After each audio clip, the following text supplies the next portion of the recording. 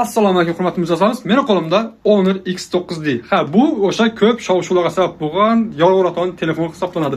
Buni batareykasi haqida, ekrani haqida yoki protsessor haqida men taqdimotda aytib o'tdim, qo'ldan kelgancha tushuntirdim. Endilikda esa sizlarga yana bir ajoyib fishkasini aytacağam bu telefonni.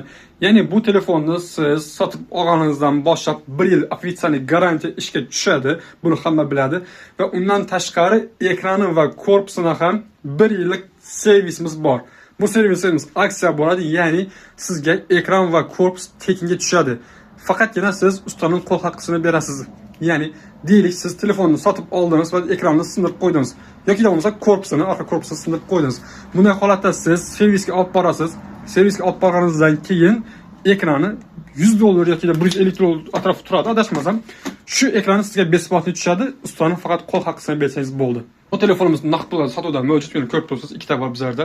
Xo'p, bu 12256 va 8256 komplektatsiyada do'konimizda naqd pulga mavjud. Xohlasangiz naqd, xohlasangiz rasochka ham xarid qilsangiz bo'ladi. Barcha muddat to'lovlar bizlarda mavjud. Hamma telefon simkora do'konida kutib qolaman. Kelaverasizlar.